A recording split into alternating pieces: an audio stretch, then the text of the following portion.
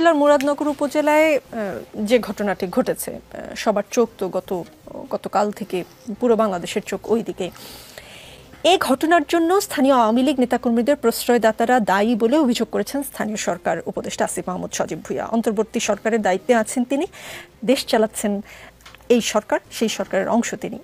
এই সরকারে আপনাদের ছাত্র প্রতিনিধি হিসেবে দুজন উপদেষ্টা, একজন নয়, এবং এই সরকারের নিয়োগকর্তাও আপনারা, প্রধান উপদেষ্টা নিজেই বলেছেন।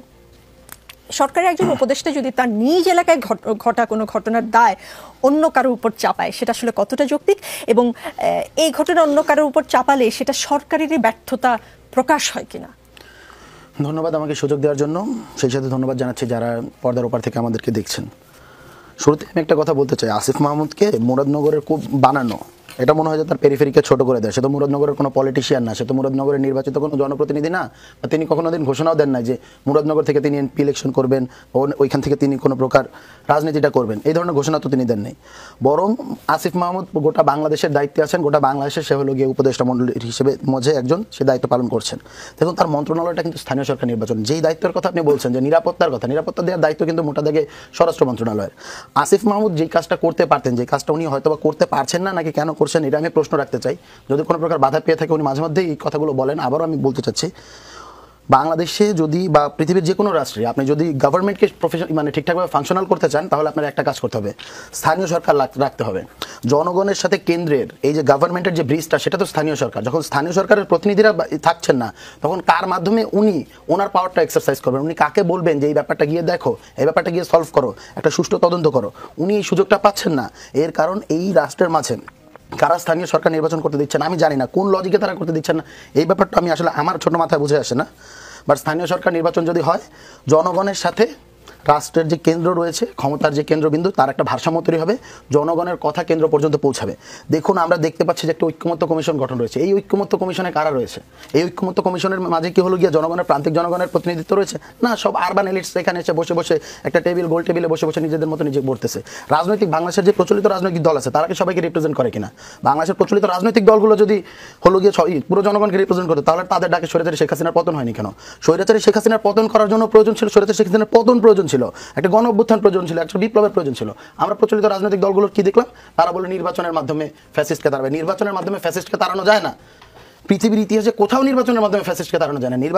ফ্যাসিস্টকে তাড়াতে হলে একটি গণ অভ্যুত্থানের প্রয়োজন হয়, একটি বিপ্লবের প্রয়োজন হয়। বাংলাদেশের পলিটিক্যাল পার্টিগুলো সে আবেদনই তৈরি করতে পারে নাই, আমাদেরকে তো কেউ চিনতো না। অথচ এই ছোট ছোট ছাত্রদের ডাকে, যারা এখন ক্যাম্পাসে লেখাপড়া শেষ করে না, তাদের ডাকে বাংলাদেশের মানুষ নেমে এসেছে, জীবন দিয়েছে এবং তাদের নেতৃত্বকে স্বীকার করেছে। কারণ তারা সেই আর্জটা বুঝতে পারছিল মানুষ আসলে কি চায়। সুতরাং আমি বলবো যে জনগণের সাথে গভর্নমেন্টের একটি সেতুবন্ধন তৈরি হওয়া উচিত। যতদিন না পর্যন্ত এই সেতুবন্ধন তৈরি হবে, ততদিন পর্যন্ত আমাদের আসলে এই সিকিউরিটিটা নাই। একটি জন্ম নিবন্ধন তৈরি করতে গেলে যে পরিমাণ হ্যাসেল ফিল করতে হয়, আপনার কোনো আইডিয়া নাই। জন্ম নিবন্ধন তৈরি করতে গেলে বলে যে হলো গিয়া উপরের কারো থেকে রেকমেন্ডেশন আনো, না হলে আমরা কাজ করতে পারবো না। আমলা দিয়ে তো কোনোদিন রাষ্ট্র চালানো যায় না। আমলারা তো কারোর প্রতি দায়বদ্ধ না। জনগণের ভোটে যদি নির্বাচিত যারা হয়, তারা হলো গিয়ে ম্যান্ডেট পেয়েছে, তারা দায়বদ্ধ। আপনি বলছেন নির্বাচনের জন্য আসলে অভ্যুত্থান হয়নি, কিন্তু আবার স্থানীয় সরকার নির্বাচনটা খুব প্রয়োজন। নির্বাচনের জন্য অভ্যুত্থান হয়নি, আপনি আমার কথাটা মিসকোট করেছেন। আমি বলেছি স্বৈরাচার কখনো নির্বাচন দিয়ে পতন করানো যায় না, কিন্তু দেশে একটা সিস্টেম চালু করার জন্য স্থানীয় সরকার নির্বাচনটা জরুরি। এই মুহূর্তে নির্বাচনটা জরুরি না, কিন্তু স্থানীয় সরকার নির্বাচনটা জরুরি। স্থানীয় সরকার নির্বাচন একটি নির্বাচন, এবং এর মাধ্যমে ফিল্ড টেস্ট হবে। প্রশ্ন আবার ফিরোজ রিফাত, আওয়ামী লীগকে, মানে আপনি বলছেন যে আসিফ মাহমুদ সজীব ভুঁইয়া যে মন্ত্রণালয়ের দায়িত্বে আছেন, সেই মন্ত্রণালয়ের কাজ আসলে নিরাপত্তা দেয়া না, কিন্তু তিনি সরকারের অংশ হয়ে তিনি আসলে আওয়ামী লীগের কাঁধে দোষ চাপাতে পারেন কিনা, বা আওয়ামী লীগকে যারা প্রশ্রয় দিচ্ছেন তাদের কাঁধে দোষ চাপাতে পারেন কিনা, প্রশ্ন ছিল এটা। দেখুন, দোষ চাপাতে পারেন কিনা, ওই কি শুরুতে একটা কথা বললাম, এই গভর্নমেন্টের অনেকগুলো ব্যর্থতা রয়েছে। ছাত্র উপদেষ্টারা যে কাজ করতে পারছে না, কেন করতে পারছে না, এই ধরনের অনেক কথা বলা হয়েছে। উপদেষ্টাদের কতজন আসলে অভ্যুত্থানের ইতিহাস জানে, অভ্যুত্থান কিভাবে সেটা জানে, আমি আসলে শিওর না। তাদের অনেকের কার্যক্রম দেখলে মনে হয় যে অভ্যুত্থানকে কে কত আগে এই অভ্যুত্থানকে পতন করবে, এই অভ্যুত্থানের যে লেজিটিমেসি সেটা নাই করে দিবে, এটার একটা প্রতিযোগিতা তাদের মাঝে চলছে। তাদের কার্যক্রম দেখলে এরকম বোঝা যায়।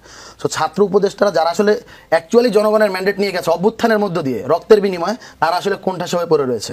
তবে আমি মনে করি যে আসিফ মাহমুদের আরও দায়িত্বশীল হওয়া উচিত। তিনি দায় কারো কাছে না চাপিয়ে তার বরং একটি সুষ্ঠু তদন্তের মাধ্যমে বিচার প্রক্রিয়া যাতে ত্বরান্বিত হয়, সেই দিকে তার লক্ষ্য করা উচিত। ফেসবুকে এসে স্ট্যাটাস দেওয়ার মাধ্যমে কোনো কিছু বরং সমাধান হয় না। আমি বলবো যে তিনি যদি এটা বিচার প্রক্রিয়ার মাধ্যমে জনগণের কাছে একটা এক্সাম্পল সেট করতে পারতেন, তাহলে বরং তিনি ভালো হতেন। বাট উনি ক্লারিফিকেশন রাখতে চাচ্ছে। আমি আশা করি উনি যেহেতু একটা কথা বলেছেন, ওটার প্রমাণও তিনি আনবেন।